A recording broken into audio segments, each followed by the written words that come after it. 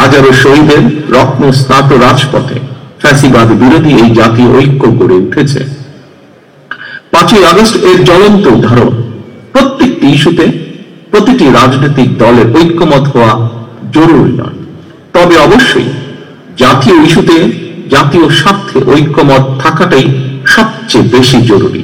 এটি গণতন্ত্রের সৌন্দর্য। আগামী দিনে আর কোনো অপশক্তি যাতে বাংলাদেশকে তাবেদার রাষ্ট্রে পরিণত করার দুঃসাহস না দেখায়, সংবিধান লঙ্ঘনকারী পতিত পরাজিত পলাতক তাবেদার অপশক্তি যাতে আর মাথা ছাড়া দিয়ে উঠতে না পারে, দেশ এবং জনগণের স্বার্থের বিরুদ্ধে আর কেউ যাতে অপতৎপরতা চালাতে না পারে, আমি দৃঢ়ভাবে বিশ্বাস করি, আমাদের দল বিএনপি বিশ্বাস করে, এইসব বিষয় ফ্যাসিবাদ বিরোধী জাতীয় ঐক্য অটুট রয়েছে, ভবিষ্যতেও তা অটুট থাকবে ইনশাআল্লাহ। সম্মানিত অতিথিবৃন্দ, আমি এবং আমার দল বিএনপি আমরা দেশে গণতান্ত্রিক রাজনৈতিক বিধি ব্যবস্থাকে এমন একটি চিরস্থায়ী ভিত্তির উপরে প্রতিষ্ঠিত করতে চাই, যেখানে রাজনৈতিক দল এবং সরকারের সকল রাজনৈতিক ক্ষমতার নিয়ন্ত্রক থাকবে জনগণ। জনগণই তাদের রাজনৈতিক ক্ষমতা প্রয়োগ করে স্থানীয় সরকার থেকে কেন্দ্রীয় সরকার প্রতিটি পর্যায়ে প্রতিনিধি নির্বাচন করবে। জনগণের নির্বাচিত সরকার জনপ্রত্যাশা পূরণে ব্যর্থ হলে নির্ধারিত মেয়াদের পর সেই সরকার পরিবর্তনের ক্ষমতাও জনগণের হাতে থাকবে।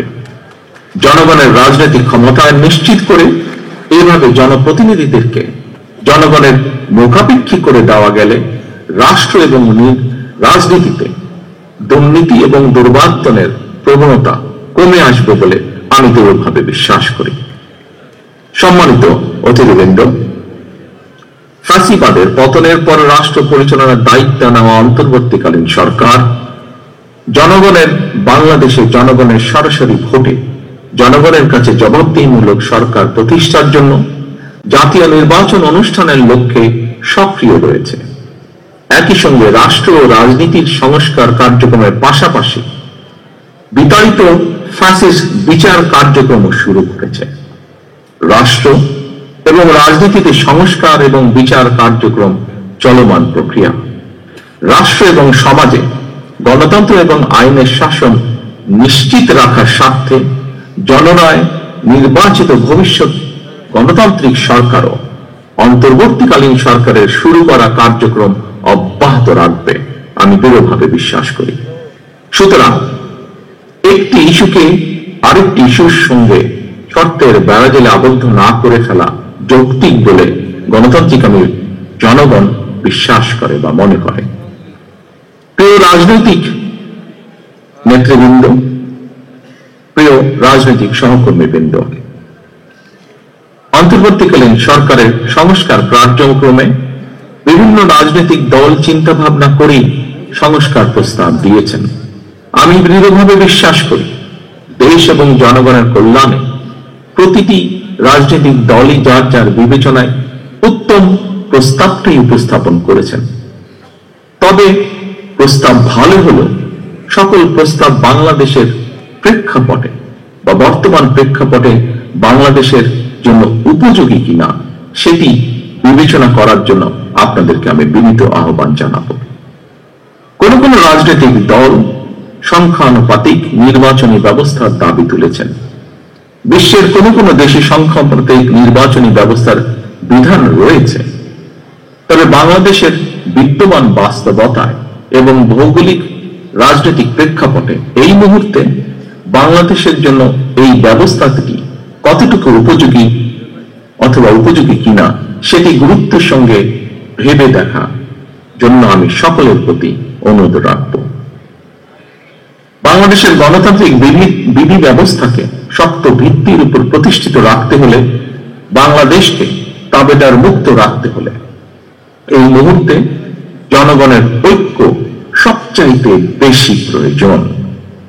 কিন্তু সংখ্যানুপাতিক নির্বাচনী ব্যবস্থা দেশে ঐক্যের পরিবর্তে বিভক্তিমূলক সমাজ এবং অস্থিতিশীল সরকার সৃষ্টির কারণ হয়ে উঠতে পারে কিনা, এই বিষয়গুলো গুরুত্ব সহকারে আরো একবার ভেবে দেখার জন্য আমি সকল রাজনৈতিক নেতৃবৃন্দকে বিনীত আহ্বান এবং অনুরোধ করব।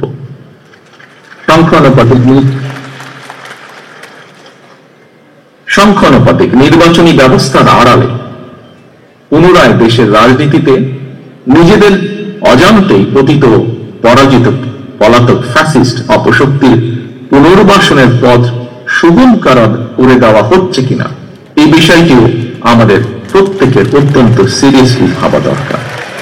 আমি মনে করি নিত্য নতুন ইস্যু যদি আমরা সামনে নিয়ে আসতে থাকি, এর সুযোগে ষড়যন্ত্রকারীরা আবারও মাথা চাড়া দেওয়ার সুযোগ পাবে। গণতান্ত্রিক রাজনৈতিক দলের প্রিয় সহকর্মীবৃন্দ, অন্তর্বর্তীকালীন সরকারের পক্ষে জনগণের প্রতিদিনের সমস্যা সমাধান লাঘব করা সম্ভব নয়। জনগণের সমস্যা সম্ভাবনার কথা তাদের কাছে পৌঁছানোর তেমন কোনো মাধ্যম নেই রাজনৈতিক দলগুলোর যেমন থাকে।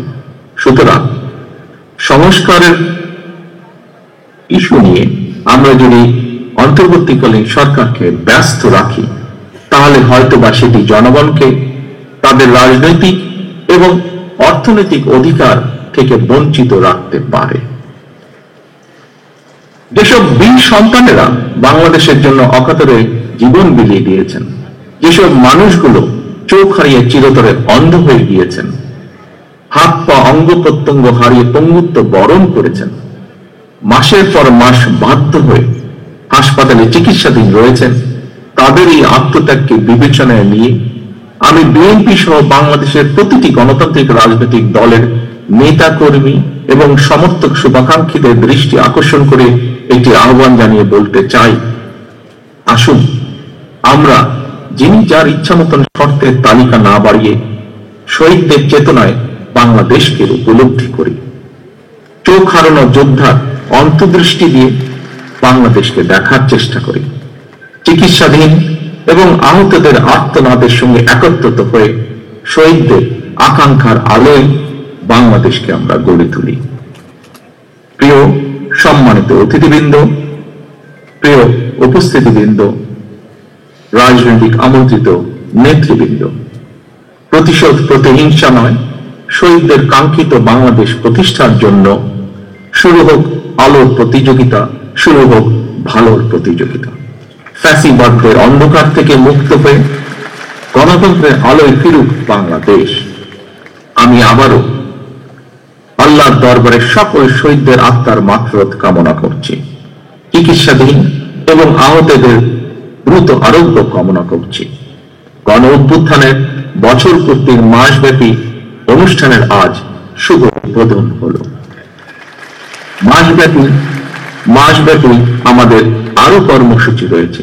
এই সকল কর্মসূচিগুলো সুন্দরভাবে সফলভাবে অনুষ্ঠিত হোক সেই কামনা করে অনুষ্ঠানের উদ্বোধন ঘোষণা করছি।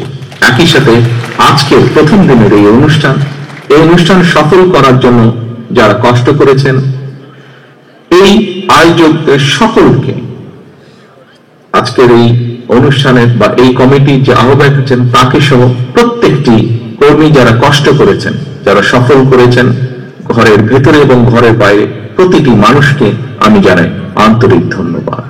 সকলের সুস্বাস্থ্য কামনা করে আমাদের প্রত্যাশিত বাংলাদেশ গড়ে তোলার প্রত্যাশা রেখে সকলের কাছে বিদায় নিয়ে আমার বক্তব্য শেষ করছি। আল্লাহ হাফেজ। বাংলাদেশ জিন্দাবাদ। বাংলাদেশ জাতীয়তাবাদী দল জিন্দাবাদ।